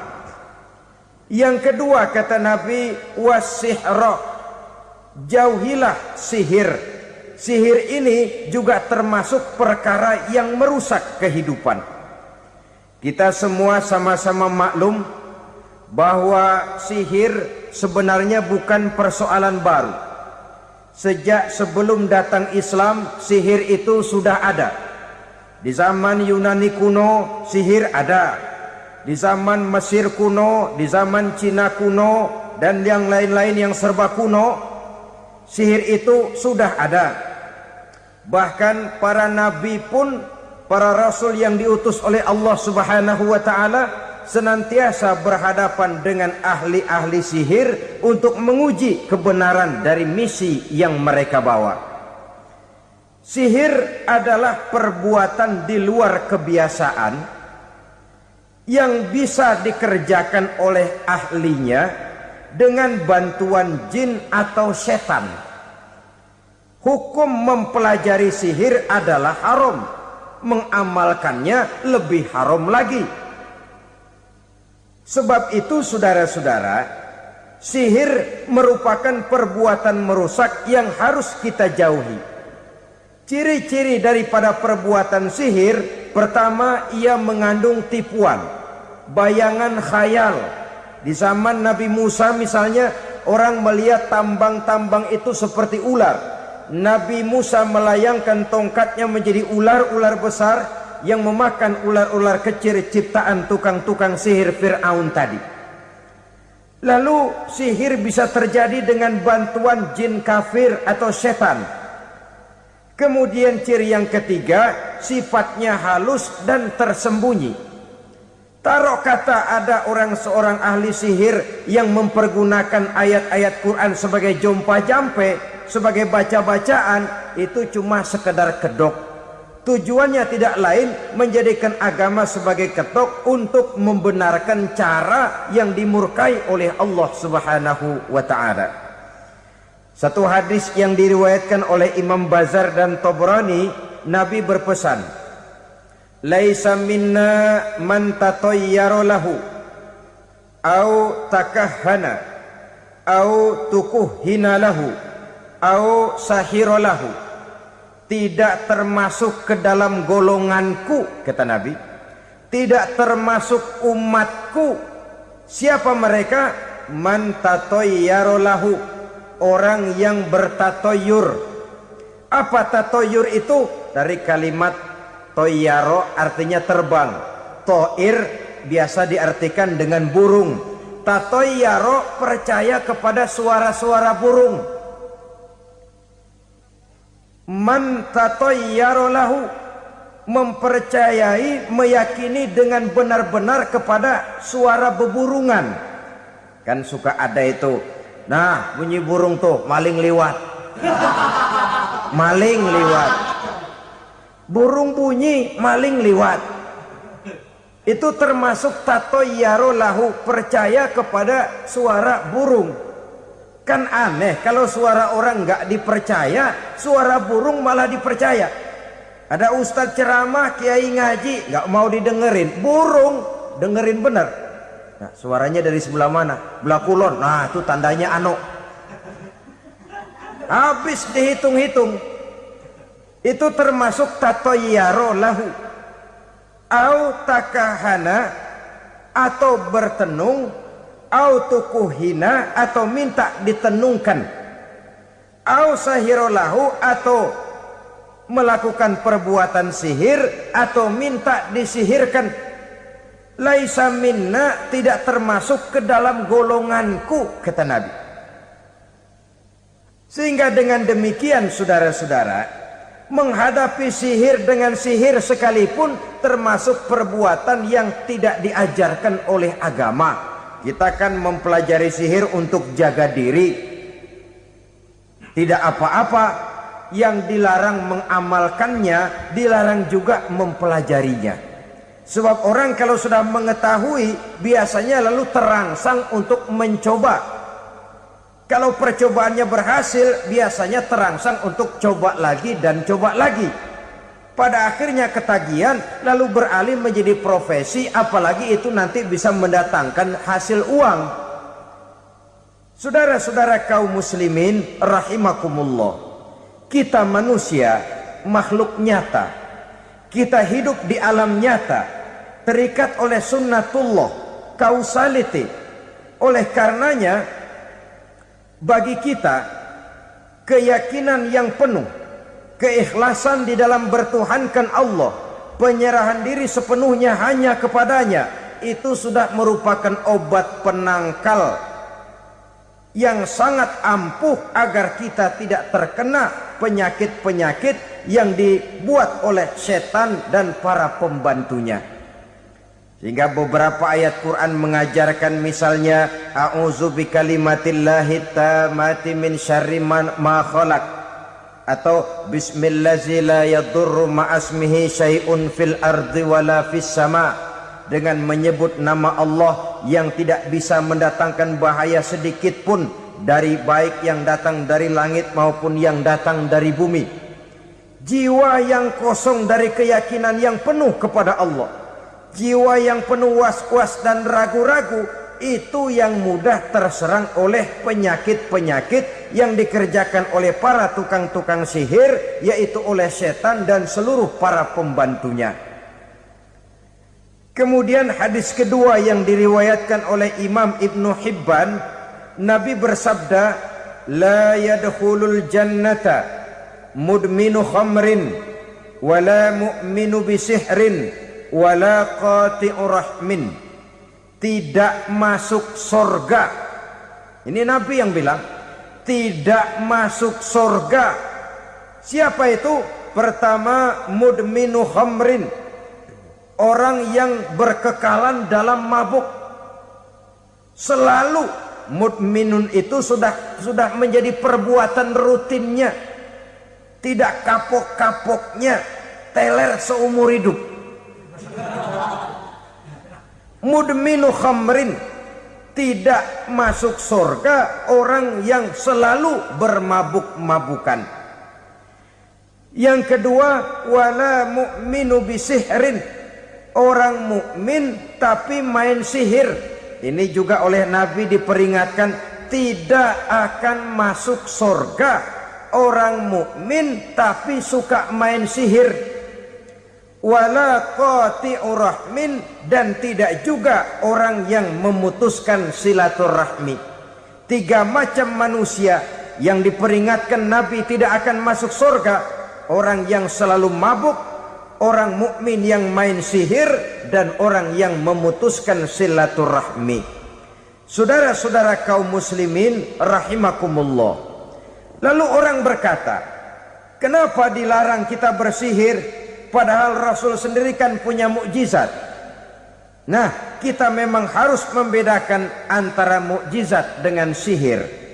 Dalam kehidupan agama kita kenal ada yang namanya mukjizat, ada yang namanya karomah atau keramat biasa diucapkan, ada yang namanya maunah, ada yang namanya irhas, ada juga yang namanya sihir. Kesemuanya ini berbeda, saudara-saudara. Yang dinamakan mukjizat itu khusus untuk para rasul saja. Satu kejadian luar biasa yang terjadi dilakukan oleh rasul atas izin dari Allah Subhanahu wa taala. Perbedaannya dengan sihir jelas. Sihir dari setan, mukjizat dari Allah. Sihir bisa dipelajari, mukjizat tidak. Sihir umumnya untuk maksud-maksud yang tidak baik, sedangkan mukjizat untuk memperkuat kebenaran yang disampaikan oleh para rasul dan ditentang oleh umatnya. Bahkan kafir Quraisy dahulu menganggap orang-orang ahli sihir itu berada dalam satu posisi yang hina, sehingga mereka mengatakan dan menuduh Nabi Muhammad sebagai tukang sihir. Tuduhan sebagai tukang sihir adalah tuduhan yang sangat aib dan hina. Di tengah masyarakat kufar jahiliyah, kedudukan tukang sihir dipandang sebagai kedudukan yang hina, sehingga mereka mengejek Nabi dengan sebutan tukang sihir. Jadi mukjizat hanya untuk Rasul saja. Kemudian karomah. Karomah ini asal kata dari karomah, kehormatan, kemuliaan yang diberikan Allah kepada hamba-hambanya yang rajin mendekatkan diri kepadanya. Oleh karena ketekunannya melaksanakan ibadah, Allah memberikan keistimewaan kepada orang itu, yang dengan keistimewaannya dia bisa mengerjakan yang tidak bisa dikerjakan oleh orang lain. Karomah hanya bisa dicapai dengan prestasi ibadah. Kalau sihir, mau ibadah apa enggak, asal dia belajar, bersatu dan berteman dengan setan, memenuhi persyaratan-persyaratan setan, biasanya lalu bisa.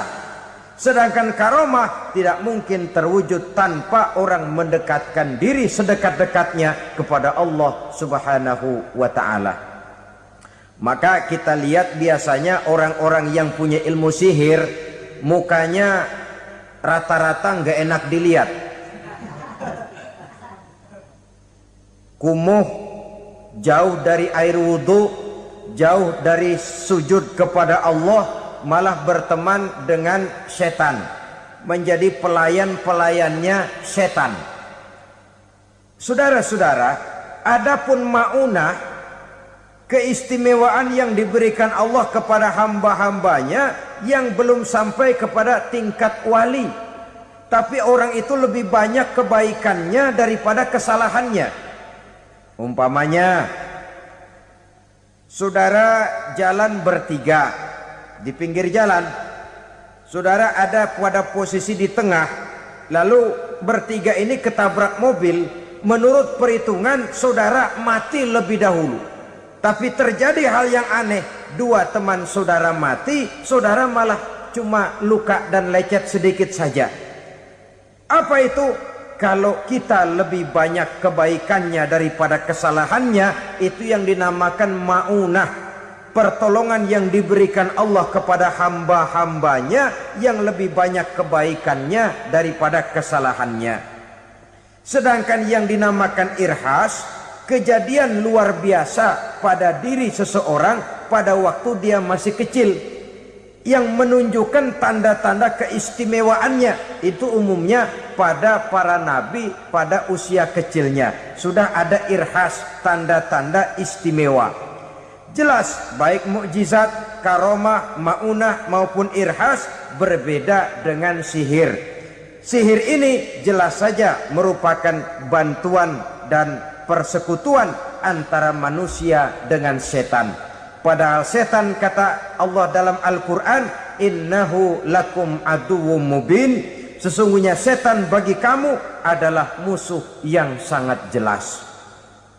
Saudara-saudara kaum muslimin rahimakumullah, di zaman sekarang dalam menghadapi beban kehidupan yang makin pelik, menghadapi stres yang tidak kunjung selesai, menghadapi persoalan-persoalan yang teramat berat, orang sering mencari jalan keluar kepada hal-hal yang menurut pendapatnya bisa meringankan beban moralnya itu.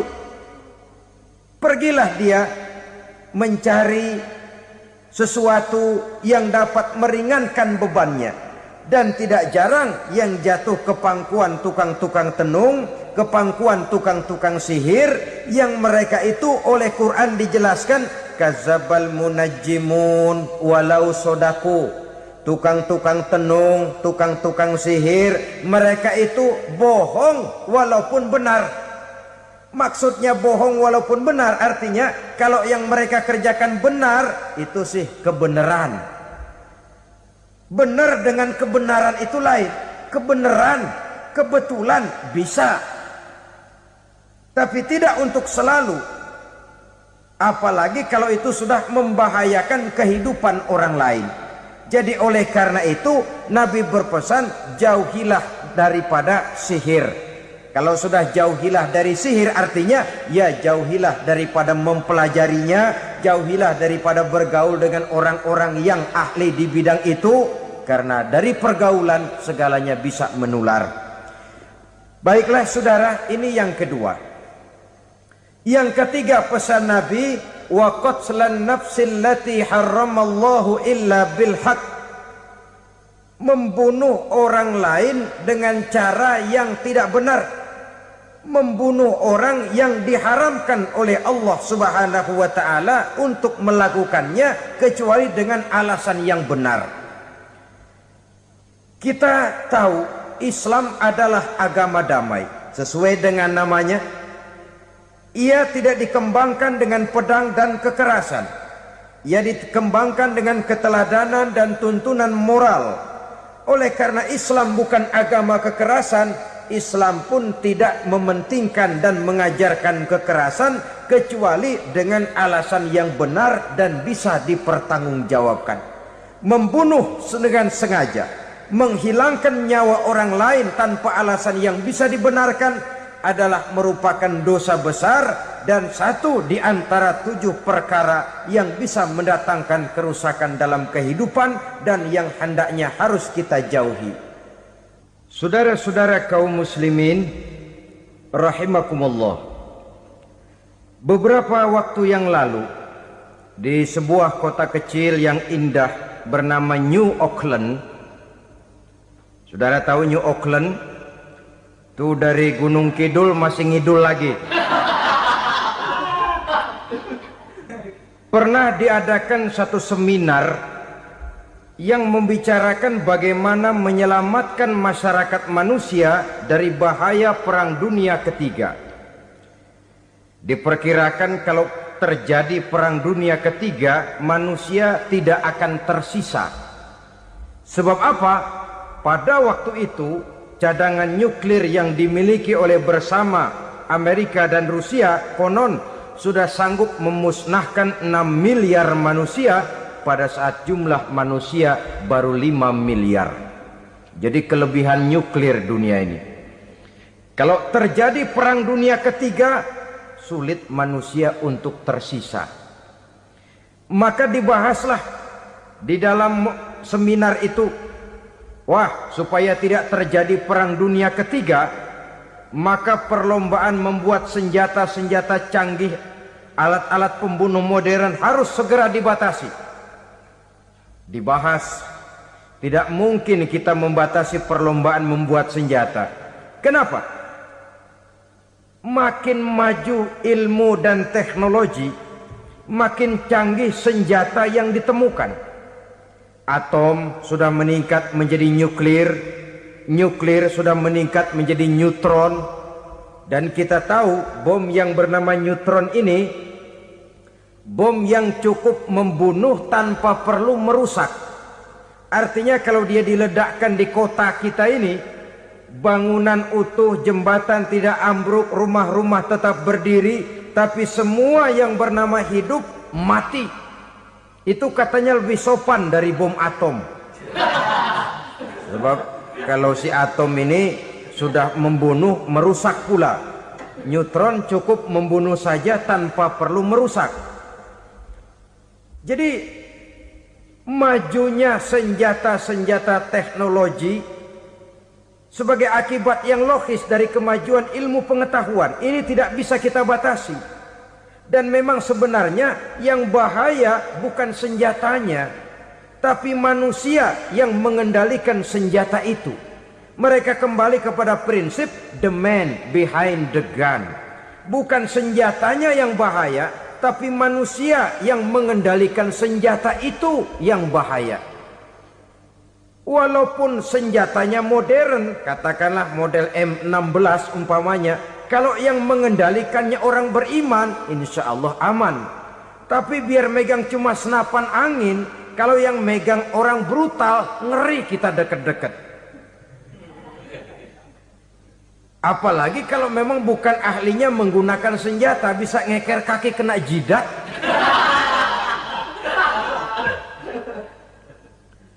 Mereka kembali kepada prinsip lama yang tetap baru. Bukan senjatanya yang harus dibatasi, manusia yang mengendalikan senjata itu yang perlu dibicarakan. Nah, kalau begitu, agar manusia tidak mempergunakan senjata sewenang-wenang, apa yang harus kita lakukan? Ya, manusianya harus bermoral. Ya, tapi moral yang mana? Di dunia ini banyak ajaran tentang moral. Itu pun mudah saja. Di sini kan kita undang saja ahli dari berbagai agama untuk membicarakan konsep perdamaian menurut agamanya masing-masing. Baik, setuju itu, setuju. Maka tampillah para ahli agama, mereka kembali kepada prinsip moral daripada konsep yang terkandung di dalam ajaran agama untuk menegakkan perdamaian. Mula-mula naiklah ahli dari agama Hindu, dibacakan konsep perdamaian menurut ajaran agama Hindu, bahwa untuk damai manusia harus meninggalkan nafsu keduniaannya, menempuh samsara dan sebagainya untuk mencapai nirwana, menjauhi kemegahan dan kemewahan dunia. Ini lalu dibahas, rasanya juga tidak mungkin ini. Kemudian dari agama Nasrani, bahwa untuk damai manusia harus menciptakan sifat kasih sayang. Kalau ditampar pipi kiri, berikan pipi yang kanan. Kalau diberikan selendang, berikan baju. Nanti orang kasihan, lalu dia tidak akan nampar lagi. Ketika ini dibahas, ternyata rasanya pun tidak mungkin bisa diterima. Karena apa? Di zaman sekarang orang ditampar pipi kiri, dikasih pipi kanan. Bukan kasihan, gemes. Damai belum tentu, bonyok udah jelas. Lalu ketika dibacakan konsep perdamaian menurut Quran, di mana disampaikan ayat wa jazaa'u sayyi'atin sayyi'atun misluha faman afa wa aslaha fa ajruhu 'ala Allah. Balasan terhadap satu kejahatan adalah kejahatan yang seimbang.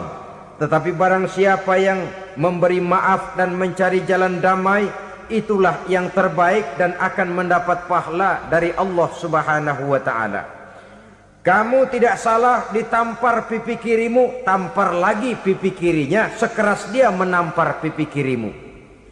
Nanti orang tidak mau menampar kita karena dia tahu kalau dia tampar kita, dia akan menderita tamparan sekeras dia menampar kita. Akan terjadilah prinsip saling hormat menghormati, tidak saling ganggu, tidak saling usil, tidak saling jahil. Atas dasar ini perdamaian bisa ditegakkan. Mereka bisa menerima konsep ini, tapi kemudian seminar ditutup tanpa satu keputusan resmi. Kenapa? Terus terang mereka kagum dengan konsep Islam, tapi sentimen lama terhadap nilai-nilai Islam telah menutup mata mereka untuk menerima kebenaran dari ajaran Al-Quranul Karim. Saudara-saudara kaum muslimin rahimakumullah, kembali kita kepada persoalan pokok. Roh adalah dari Allah. Dia akan kembali kepada Allah, milik mutlak dari Allah. Tidak pantas kita merampasnya dari orang lain. Tidak wajar kita menghilangkannya tanpa alasan yang dibenarkan oleh agama. Di zaman sekarang, akibat persaingan hidup yang makin tajam, lapangan kerja yang makin sulit, tensi ekonomi yang makin tinggi, atau karena nilai moral yang makin rendah, atau juga karena rapuhnya pegangan orang kepada agama, nyawa rasanya sudah sedemikian murahnya. Berbagai kasus membuat berdiri bulu roma kita. Ada mayit, ada manusia dipotong 6, dicincang macam kambing. Ada yang dipotong 5, ada yang dipotong 13, dikardusin, dibuang ke tempat sampah. Inna lillahi wa inna ilaihi raji'un. Gejala apa ini? Kanibalisme. Manusia sudah demikian sadisnya, manusia sudah sedemikian buasnya, sehingga sesama manusia diperlakukan seperti hewan. Padahal hewan sendiri belum pernah macan makan macan, bagaimanapun buasnya macan. Belum pernah serigala memakan serigala, bagaimanapun brutalnya serigala. Tetapi manusia makan manusia di zaman sekarang kadang jadi kenyataan dalam kehidupan kita. Kadang persoalannya remeh saja. Soal uang 200 perak, pisau bicara, nyawa melayang. Soal rokok sebatang, celurit bicara, nyawa melayang. Soal-soal yang sama sekali tidak prinsip, begitu mudah kita menghilangkan nyawa orang lain.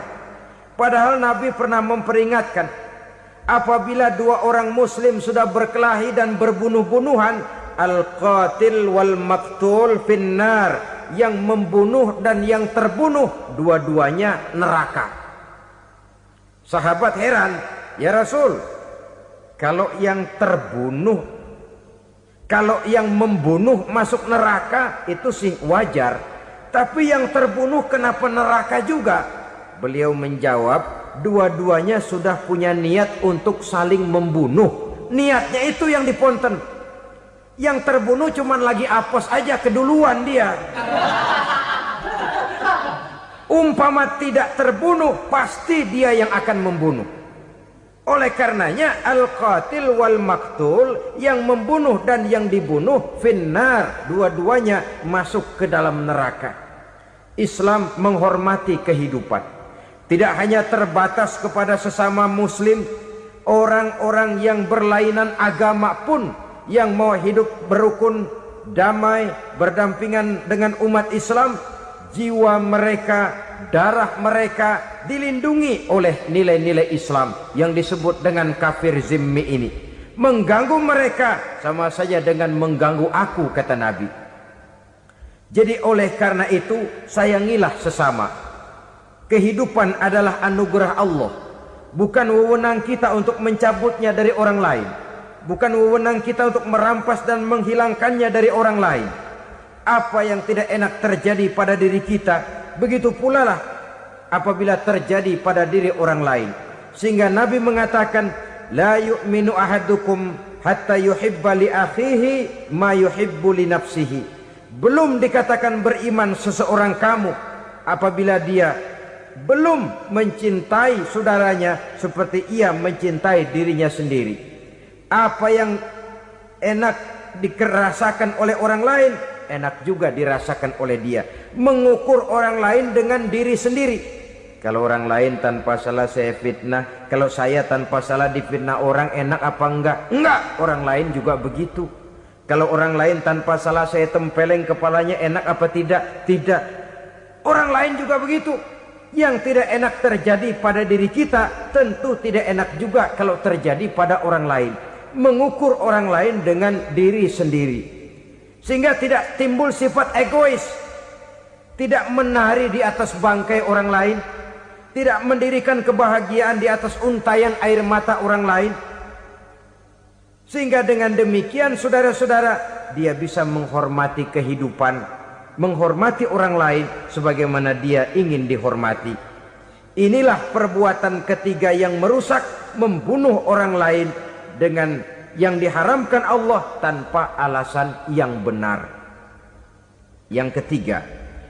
Kemudian yang keempat, perbuatan merusak wa aklar riba, makan riba. Hidup adalah tolong menolong. Bahasa kerennya take and give katanya. Saling memberi dan saling menerima. Nabi mengajarkan man kuraba kurbatan min kurabid dunya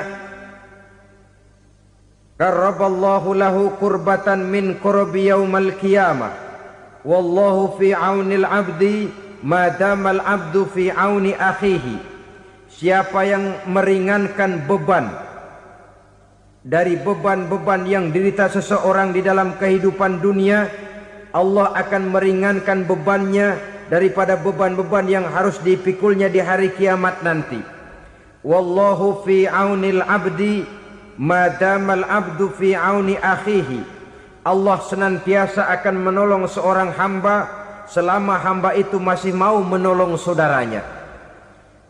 Allah selalu akan menolong seorang hamba selama hamba itu masih mau menolong saudaranya. Apabila kita sudah berpangku tangan terhadap kesulitan orang lain, biasanya pun pada saat kita mendapat kesulitan, kita akan sulit juga memperoleh pertolongan. Nah, riba alias renten, kedoknya adalah menolong orang, tapi sama juga bulu buntutnya dilepas, palanya dicekek.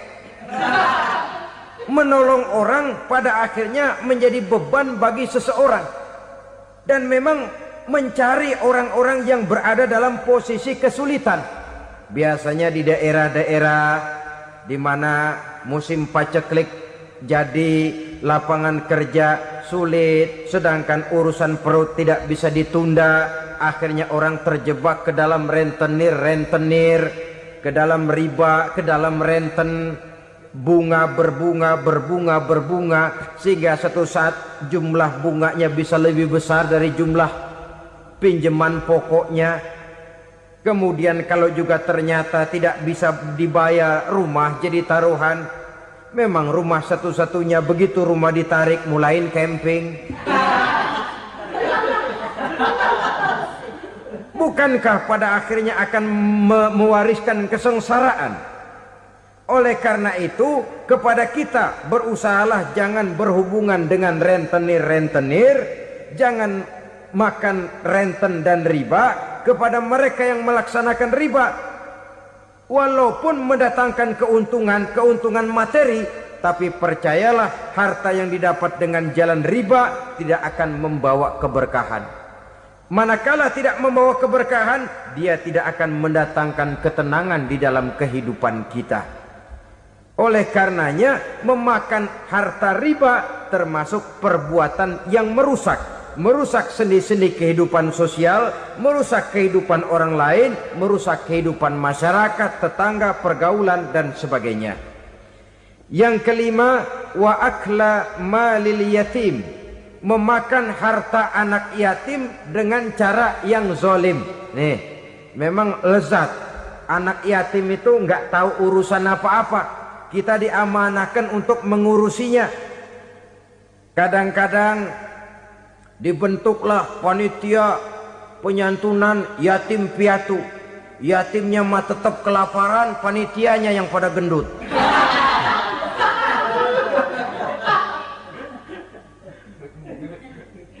Padahal memakan harta anak yatim termasuk perbuatan dosa besar, dan menjantuni yatim merupakan perbuatan mulia. Nabi mengatakan, ana wa kafilul yatim kahataini yaumal qiyamah. Aku dan orang-orang yang menyantuni anak yatim seperti dua jari ini pada hari kiamat nanti. Dekat sekali. Jikalau ingin di hari akhir nanti dekat dengan Rasul, bersahabatlah dengan anak-anak yatim. Jadilah pengurus anak-anak yatim. Bangunlah panti-panti asuhan yatim. Pada saat bapak ibunya meninggal, kitalah yang menjadi orang tuanya. Bahkan sedemikian besar perhatian Islam terhadap anak-anak yatim ini, sehingga Quran memberikan peringatan, ara'aital ladzi yukadzibu bid-din fadzalikal ladzi yad'ul yatim wa la yahuddu ala ta'amil miskin.